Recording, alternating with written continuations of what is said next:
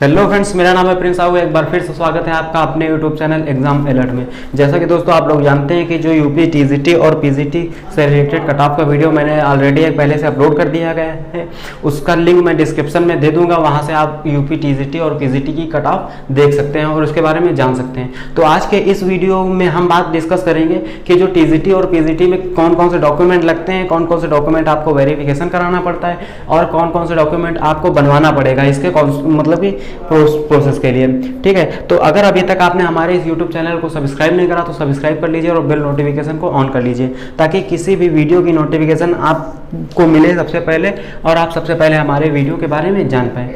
तो इस वीडियो में पूरा डिस्कस करेंगे कि आपको कौन कौन से डॉक्यूमेंट जो हैं आपके पास वो आपके नए बनवाने हैं और कौन कौन से डॉक्यूमेंट आपको लगना है। तो बढ़ते हैं वीडियो के स्टार्टिंग में। जैसा कि टीजीटी पीजीटी के कौन कौन से डॉक्यूमेंट लगते हैं इस वीडियो में पूरा डिस्कस करेंगे। सबसे पहले आपको रेसिडेंस सर्टिफिकेट यानी कि निवास प्रमाण पत्र आपको बनवा लेना है। जैसा कि कुछ कैंडिडेट बोलते हैं कि उनके पास ऑलरेडी निवास प्रमाण पत्र है और वो 2-3 साल पहले का रखा हुआ निवास प्रमाण पत्र है, तो आप थोड़ा सा भी रिस्क न लीजिए, आप एक नया निवास प्रमाण पत्र आप अपना बनवा लीजिए। और निवास प्रमाण पत्र के साथ आप कास्ट सर्टिफिकेट भी बनवा लीजिए, जो आपके जाति प्रमाण पत्र है उसको भी आप बनवा लीजिए। ठीक है, क्योंकि आपको आगे चल के कोई भी परेशानी ना हो। जो बहुत सारे कैंडिडेट होते हैं वो बोलते हैं कि उनके पास ऑलरेडी से जो निवास और रेसिडेंस सर्टिफिकेट है वो है, लेकिन वो 3 साल पहले का है, लेकिन आप तुरंत आप अपना नया निवास प्रमाण पत्र बनवा लीजिए। ठीक है, इसके बाद में बात करते हैं ईडब्ल्यूएस की। और ये ईडब्ल्यूएस जो सर्टिफिकेट होता है वो जनरल कैटेगरी वाले लोगों को बनता है, इसमें से 10% आरक्षण मिलता है। ठीक है, ये जो ईडब्ल्यूएस जो सर्टिफिकेट जिसके पास होता है उसको 10% की छूट दी जाती है।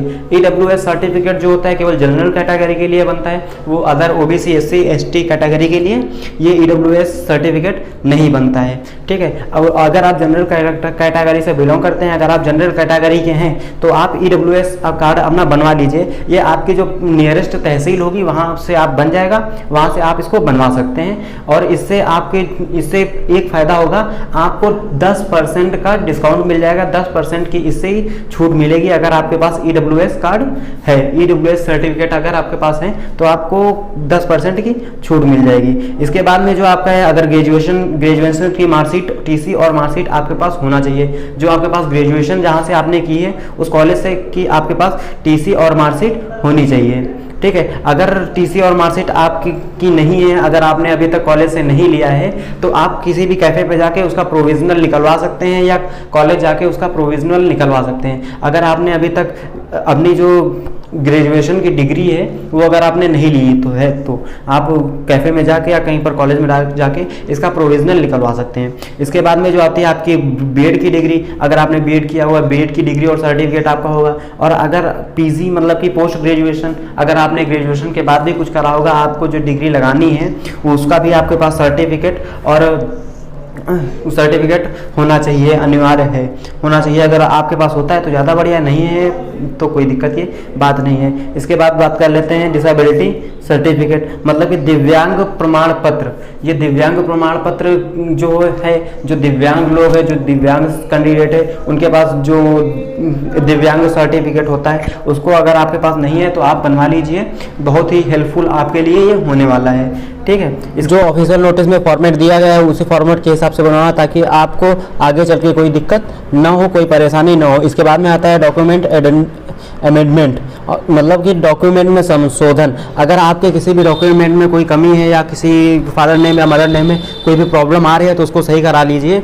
और हाई स्कूल या इंटर और ग्रेजुएशन की मार्कशीट में कहीं भी अगर नेम या कास्ट में कोई भी प्रॉब्लम आ रही है उसको आप अभी सही करा लीजिए ताकि आगे चल के आपको कोई परेशानी या कोई दिक्कत ना हो। इसके बाद में जो आती है फोटोग्राफ की बात करते हैं। जो फोटोग्राफ आपकी होनी चाहिए वो वाइट बैकग्राउंड या ग्रे बैकग्राउंड में और हल्की पिक होनी चाहिए।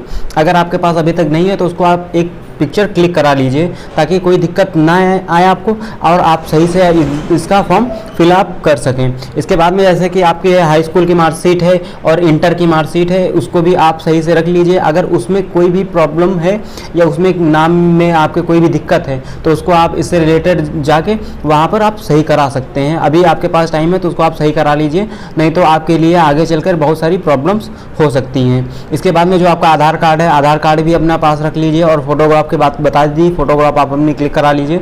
जो फोटोग्राफ आपकी होगी उसका बैकग्राउंड जो होगा वाइट बैकग्राउंड होगा, वाइट बैकग्राउंड होना चाहिए या ग्रे बैकग्राउंड होना चाहिए। अगर आपके पास इस टाइप की फ़ोटो नहीं हो तो आप क्लिक करा लीजिए। अगर आपके पास किसी भी डॉक्यूमेंट से रिलेटेड कोई भी क्वेरी या कमेंट हो तो आप कमेंट सेक्शन में कमेंट करिए, आपके कमेंट का रिप्लाई दिया जाएगा। और आप अपने डॉक्यूमेंट को क्लियर रूप से सही करा लीजिए। अगर आपके पास कोई भी दिक्कत आ रही हो नाम में तो उसको सही करा लीजिए, आपके पास अभी टाइम है। अगर वीडियो दोस्तों आपको पसंद आया तो वीडियो को लाइक करिए, चैनल को सब्सक्राइब करिए, ताकि टीजीटी और पीजीटी से रिलेटेड जो मैं वीडियो अपलोड करूंगा उसकी नोटिफिकेशन आपको मिल जाए और आप पूरी तरीके से हमारे वीडियो के बारे में जान पाएँ।